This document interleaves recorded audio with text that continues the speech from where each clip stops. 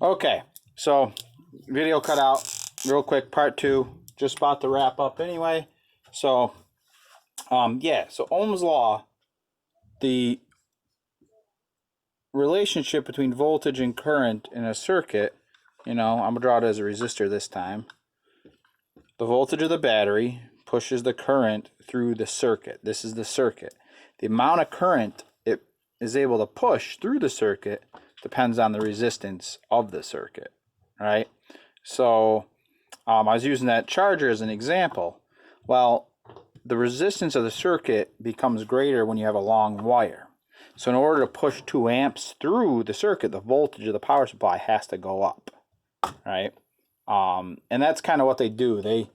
It tries to maintain a constant current of 2 amps. That's how you get the fast charging, is by having a lot of current flowing.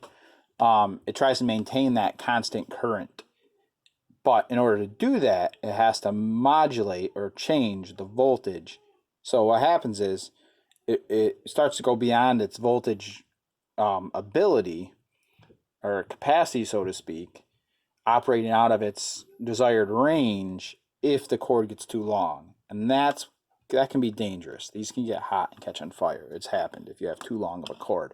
So be wary of buying cheap long cords on Amazon or eBay or something, just because they're inefficient and they can be dangerous, honestly, with these high speed, high current chargers, the speed chargers. So as the voltage goes up, the current goes up. Voltage and current, amps, volts. All right, the slope of the line ends up being change in voltage over change in current, right? Rise over run, right? And that so it ends up being what we define as resistance. All right, so the amount of resistance in this circuit depends on what it's made of, what's plugged in. So if it's got a lot of thin, long wires, it's going to be highly resistive. It's gonna require a lot of voltage to push current through it. Or it could be the other way. If you have a power supply that can only supply a constant voltage, like a battery, for instance, is constant voltage. If you have a high resistive circuit, then it just can't push much current through it. And if it can't push much current through it, then maybe some part of your circuit won't turn on or won't operate properly. So it's a really fun thing to learn about circuits. I really enjoy it, and I wish we had more time in general, because I really like the study of circuits. So the basic things we have to do with that is V equals IR. Your reference table writes it as R equals V over I. We have to answer basic questions like, for example, a battery of 6.0 volts is attached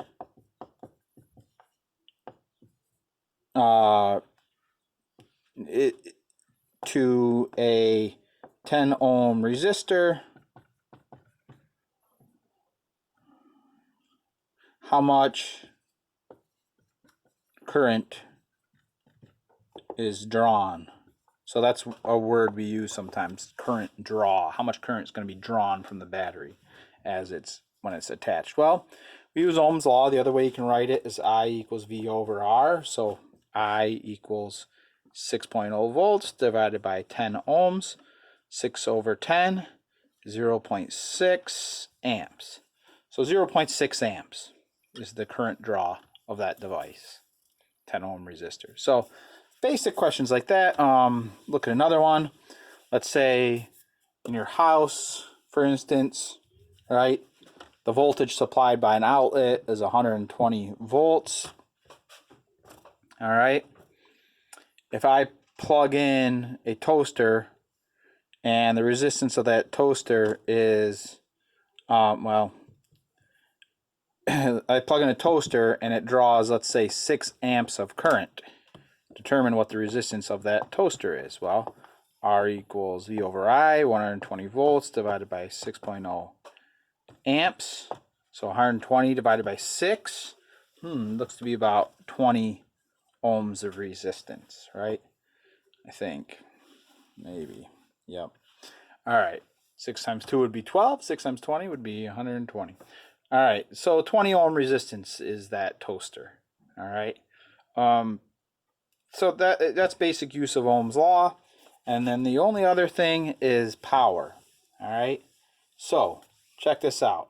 Remember, voltage, 1 volt, I'm going to write it as units, is a joule per coulomb. An amp, when you put those brackets around symbols, it means it's a unit. An amp is a coulomb per second. Well, if we multiply a volt times an amp, we get joule per coulomb times a coulomb per second. Coulombs cancel, we get joules per second, which is a watt. Right? 1 joule per second is a watt. So this is where you guys have seen the use of watts. Like when we talked about power and with the energy, I used light bulbs and electronic devices as examples because that's where we most often see power ratings, right? The power pull of a hair dryer is like 1800 watts, right? So that's joules per second. For every second that thing operates, it uses 1800 joules of energy. So the equation becomes power equals current times voltage. Using Ohm's law, R equals V over I, or V equals IR, or I equals V over R. We can write this in different ways. We could solve it for current, so it'd be V squared over R. All right, so if we eliminate current, we can eliminate voltage, right? V equals IR, so it becomes I squared times R. So there's 3 different ways to write the power consumed by an electronic device. All right, so I'm not going to do an example of that right now. I want to talk about one more thing. It's very, very easy to plug and chug here between these 2 equations. Some people memorize them by saying PIV and VIR. P-I-V-V-I-R, PIV and VIR. The one thing I want to go back to is, because it's relative to your everyday life, especially when you're buying electronic devices, are milliamp hours. So this battery is 2300 milliamp hours. So what is that a unit of? Milliamp hours. Well, it's current, milliamp, and hours, which is time. So it's current times time. All right. Or current current times time. Well, current is charge per time, Q per time. So if you multiply current times time, you get out charge. So milliamp hours is actually, it's an amount of charge. Isn't that cool? It's literally an amount of charge. So that's the amount of charge available in this battery. So the better the battery, the more charge it has per volume, right? And I don't know how they achieved it. They achieve it through engineering. Probably better materials, better construction. It has higher milliamp hours. Cell phone batteries, right? It's literally the physical size of the battery. Like if this AA has 2,200 milliamp hours, well, a C cell probably has like 3 times that. Probably would be like 6,600 milliamp hours. The difference between a AA, AAA, C, and D, it's not the voltage. They're all 1.5 volts. They're all the same exact material, same exact potential energy. However, the bigger you make it, the more charge it has in it. And remember, charge is current flow. So if a battery's pushing out charge, right? Pushing out charge and going back in through your circuit, the more charge there is to be pushed, the longer the battery will last.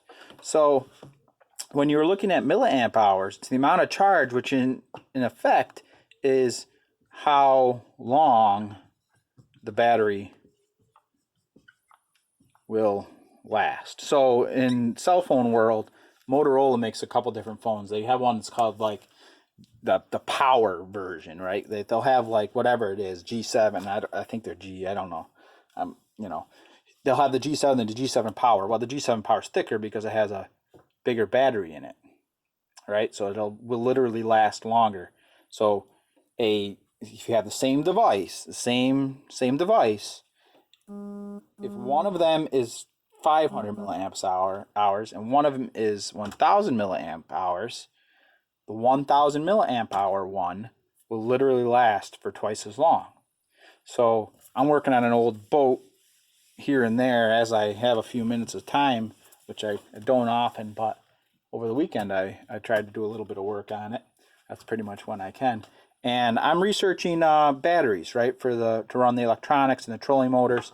And you know, these batteries I'm looking at are like 50 amp hours. 50 amp hours. So, right, which would be like 50,000 milliamp hours. So very big batteries. They're big car batteries, deep cycle car batteries. They're car batteries, but even bigger. They're made a couple different sizes, and the bigger they are, they're all 12 volts. Well, some of them are 24 volts, but most of them are 12 volts. And the bigger they are, the longer they last. So 50 amp hours, right? So if it was running at 1 amp of current draw, it would last for 50 hours. So when we say that, or if it was 50 amps, right? If I pulled 50 amps, which is a huge amount of current, it would only last 1 hour. So those 2200 milliamp hours, that's 2.2 amp hours, right? If one of those batteries, if I pulled an amp of current out of it, 2.2 amps, it can only run for 1 hour. So my fish finder, right? I use a bunch of AA batteries to run my fish finder and my kayak, and they're 2200 milliamp hours. I have found that can run for like 8 hours continuously, just leaving it on, not doing anything. This is just a very low tech, generic fish finder. Very, very simple. I can run that sucker for like 8 hours at least, maybe even 10 hours. Yeah, probably more like 10 hours, my black and white screen one, right? So if I can run that in 10 hours, I can figure out, okay, how many amps of current? Well, so I divide out the time, 10 hours must be 220 milliamps is the average current draw, right? So the lower the amount of current draw, so on my fish finder, if I turn the screen brightness down, I turn off the volume, it'll last longer. It's the same exact thing on your cell phone, right? The brightness turned down, turn off the touch vibration, don't play music, the batteries will last a lot longer, right?